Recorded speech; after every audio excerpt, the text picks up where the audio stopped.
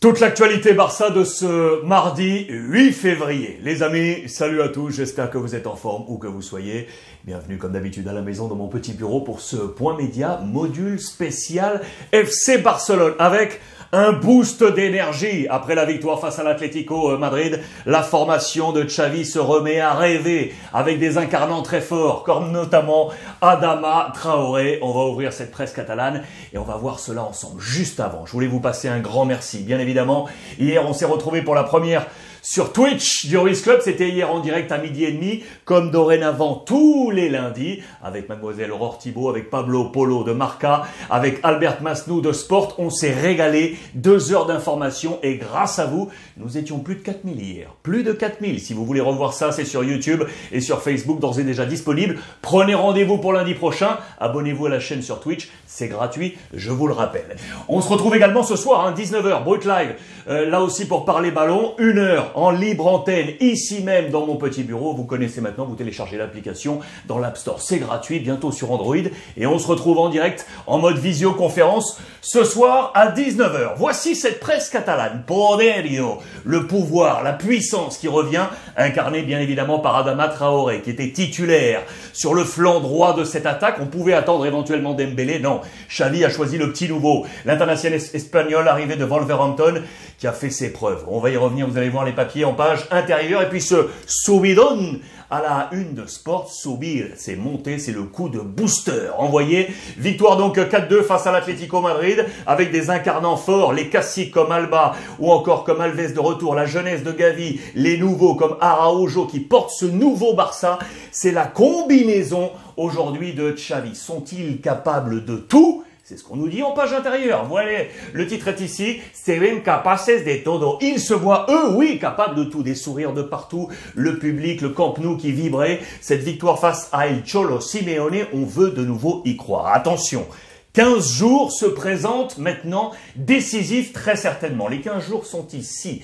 Vous les voyez face à l'Espagnol Barcelone, le grand derby, puis le choc aller-retour face au Napoli. Entre les deux, match face à Valence, puis un ogre, un os dur, l'Athletic Bilbao. 5 matchs ultra décisifs pour connaître l'avenir, la puissance, oui ou non, du nouveau groupe de Xavi à la tête du Barça. Je vous l'ai dit, l'incarnation forte, c'est Adama Traoré. Il était choisi titulaire par Xavi, qui avait, vous le savez, pris Dembélé dans le groupe. On pouvait peut-être attendre Dembélé titulaire sur le flanc droit de l'attaque. Non, il a fait preuve là d'audace et lancé Adama Traoré. Xavi, la bestia imparable, imparable. Il a été très très fort. Le papier dans les colonnes de Marca avec le commentaire de Jordi Condom. C'est l'entraîneur, lui qui est allé le trouver. C'était en 2004-2005 pour le faire venir au Barça. C'était en Benjamin B. Il avait vu en lui les capacités, notamment techniques, sur ce flanc droit. Certes, il a pris du volume physique, mais il nous dit qu'il a gardé complètement ses capacités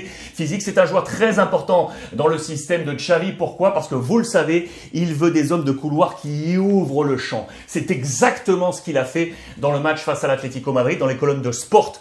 On nous le rappelle, une passe décisive pour lui, 2 buts venus de ses actions à l'origine, le but de Alba et le but de Gavi avec donc une passe décisive. Il a cette capacité d'ouverture. Vraiment, c'est exactement ça que cherche Xavi sur les joueurs de couloir. Voilà pourquoi Adama Traoré est venu et voilà pourquoi Adama Traoré était titulaire dans ce match. Il a gagné des points, on peut l'imaginer. Lui gagne des points, lui gagne des points. C'est la jeunesse, c'est Gavi.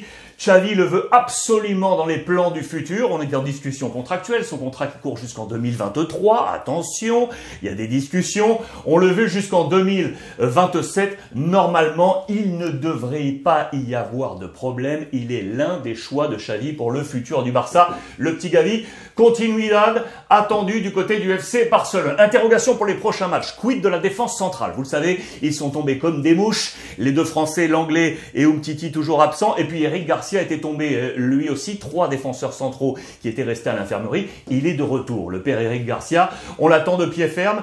On l'attend, vous le savez, pour le match face au Napoli en Ligue Europa. Mais il pourrait revenir dès le prochain dans le derby face à l'Espagnol Barcelone pour reprendre du temps de jeu. Voilà un retour très attendu également pour Xavi. En parlant de défense, on est déjà dans les plans futurs, vous le savez. Vraisemblablement, selon l'édito de Sport, on cherche à relancer une défense toute neuve pour la saison prochaine. On pense notamment à Gérard Piqué. Il faut lui trouver maintenant une nouvelle jeunesse derrière lui pour trouver place. Il y a Araujo qui est là. Et on va toujours aller dans le système low cost. Trouver des bons coups à coût zéro pour le FC Barcelone. Il y a de nombreux noms qui sont évoqués. Azpilicueta, vous le savez, l'international espagnol capitaine à Chelsea. Son coéquipier du côté de Londres, Christensen, lui aussi arrive libre. Possible renfort pour le FC Barcelone. Et on viserait un petit Français. Tiens, Jules Koundé, vous le connaissez, du côté du FC Séville.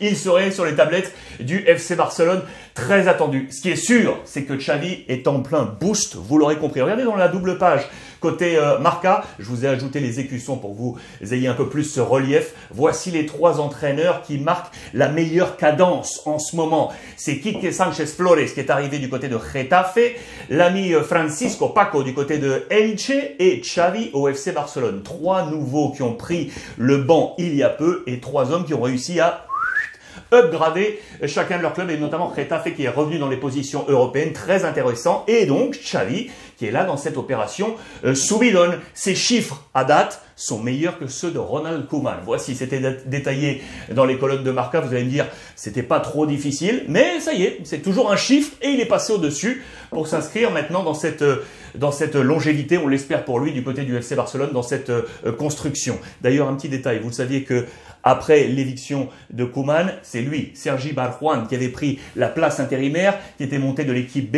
Eh bien, écoutez, il est en grand danger. Il est à la tête de l'équipe B, il était revenu sur ce banc quand Xavi est arrivé. Ultimatum pour lui, il perd de son crédit. L'ancienne gloire, joueur du Barça.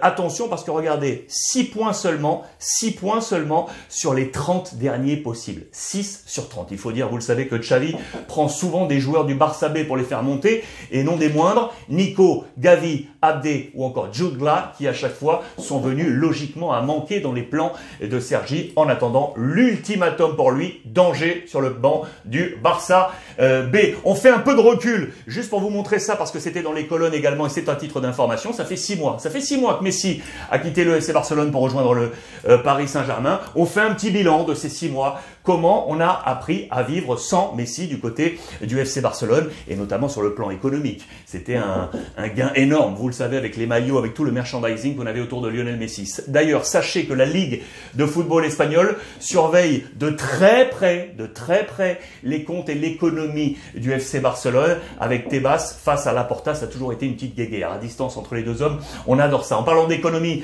on vous en a parlé d'ailleurs hier sur Twitch. Voici quel serait, ça y est, le nouveau sponsor, maillot, naming, stade, brand pour le FC Barcelone, Spotify. Spotify qui verserait 280 millions d'euros. C'est un contrat de 3 ans, 93 millions par saison et on laisserait libre les pubs sur le côté des manches. Voilà là où ça pourrait être exploité du côté du FC Barcelone au stade et sur le maillot plein face également pour l'équipe féminine, plus les maillots d'entraînement. Spotify sera donc affiché côté FC Barcelone, sauf retournement de situation. Voilà pour toute l'information Barça, les amis. On se retrouve ce soir, 19 h, je vous l'ai dit, Brut Live pour échanger en mode visioconférence. N'oubliez pas, téléchargez l'application, elle est gratuite dans l'App Store dans quelques jours, disponible sur Android. Je vous embrasse très fort et profitez des vôtres.